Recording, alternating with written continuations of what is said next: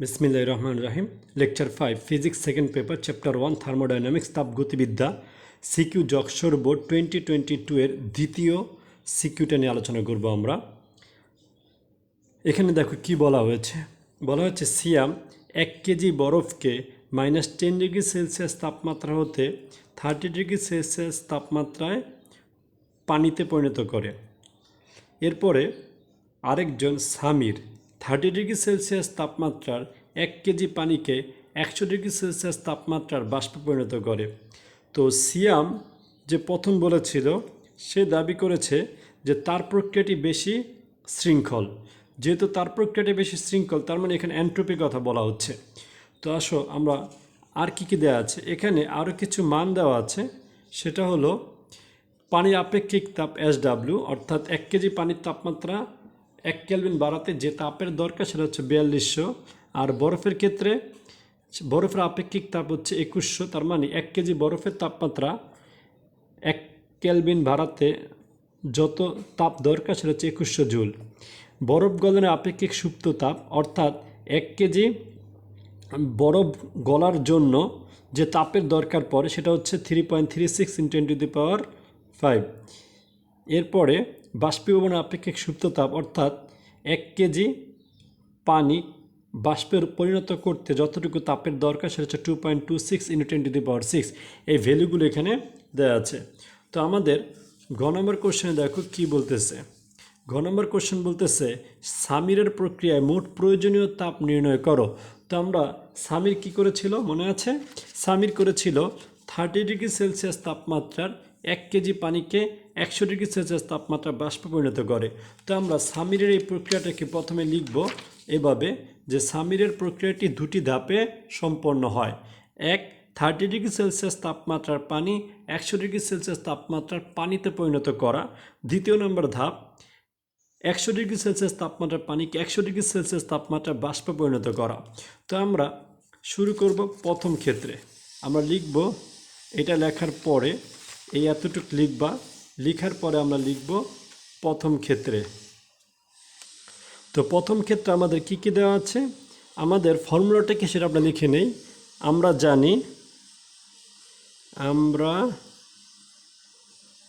জানি অর্থাৎ এক্ষেত্রে যে তাপ লাগবে সেটা হচ্ছে Q1 দেব, আর আমরা লিখব MS ডেল থিটা।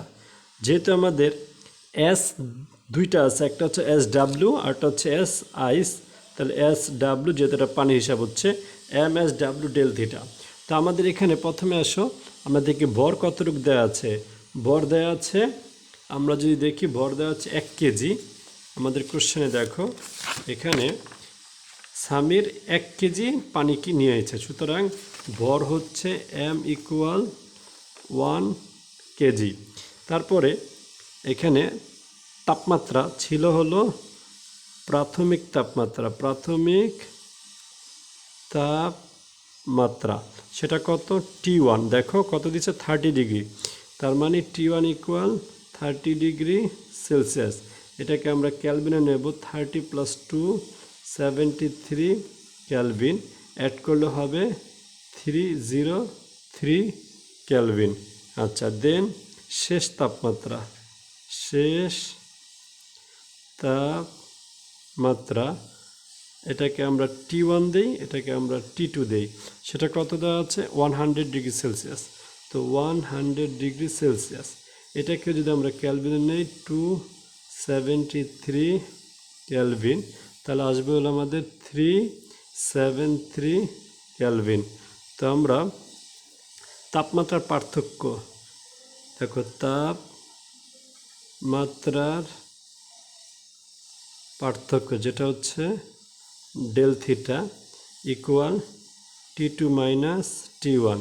তো একটা হচ্ছে 373 মাইনাস একটা হচ্ছে 303 ক্যালভিন। তো কত আসে আমরা লিখে দেই 373 - 303 আসবে হলো 70। এখানে আমরা লিখে দেই 70 ক্যালভিন। আচ্ছা, এরপর লিখবো আমরা প্রয়োজনীয় তাপ, সেটা হচ্ছে Q1 = কোশ্চেন।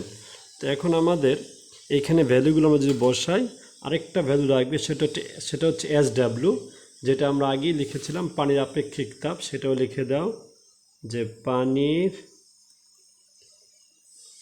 আমরা একটু উপরে লিখি, পানির আপেক্ষিক তাপ, সেটা হচ্ছে SW সমান 4200 যে কেজি ইনভার্স কে ইনভার্স। তোমাকে এইভাবে দিয়ে দিবে। দেন আমরা ভ্যালুগুলো যদি বসাই, এম হচ্ছে 1 কেজি ইন্টু SW হচ্ছে 4200। তো এখন দেখো SW হচ্ছে 4200 যে কেজি ইনভার্স। তো আমরা এটা লিখে দেই 4200 যে কেজি ইনভার্স। এরপর আমরা দেব K inverse into del theta. Del থিটার ভ্যালু হচ্ছে 70 কেলভিন। এই যে 70 কেলভিন, তো লিখে দাও 17 কেলভিন।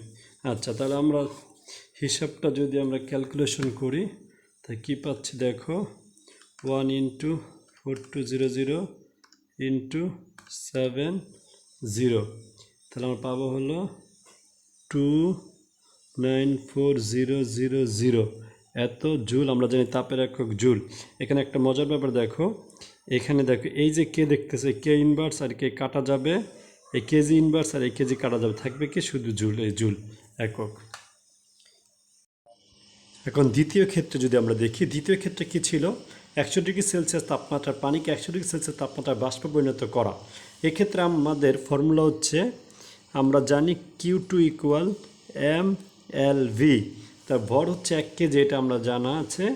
আর আমাদের যেটা লাগবে সেটা হলো বাষ্পীভবনের আপেক্ষিক সুপ্ত তাপ, সেটা হচ্ছে LV। LVর ভ্যালু দেওয়া আছে কত দেখো, তাহলে 2.26 ইন্টু 10⁶ যে কেজি ইনভার্স। তো এখন আমরা যেখানে ভ্যালুটা বসিয়ে দিই 1 কেজি ইন্টু 2.26 ইন্টু 10⁶ যে কেজি ইনভার্স। এখানে 1 দিয়ে গুণ করলে এটাই হয়, 2.26 ইন্টু 10⁶। কেজি কেজি কাটা যাবে, থাকবে জুল। আচ্ছা, এখন দুটো তাপ পেয়ে গেছি আমরা, প্রয়োজনীয় যে তাপটা, একটা হচ্ছে Q1 আর একটা হচ্ছে Q2। তো আমরা এই দুটাকে একসাথে লিখে দিই মোট চাপ। দেখব অতএব আমাদের কোশ্চেনে বলা হচ্ছিল সামিরের প্রক্রিয়া মোট চাপ, আমরা দেখব অতএব সামিরের প্রক্রিয়ায় মোট তাপ Q equal Q1 plus Q2। তো Q1 কত, 294,000 জুল, প্লাস Q2 কত, 2.26 ইন্টু 10⁶ জুল। তো এই দুটাকে আমরা যে অ্যাড করে দেই, আগে ছিল এটা প্লাস 2.26 ইন্টু 10⁶, টোটাল আসতেছে 25। তার মানে আমরা এখানে লিখে দেই 2554,000 জুল। সাইন্টিফিক্যালি লিখলেও সমস্যা নেই। এটা হচ্ছে আমাদের গয়ের উত্তর।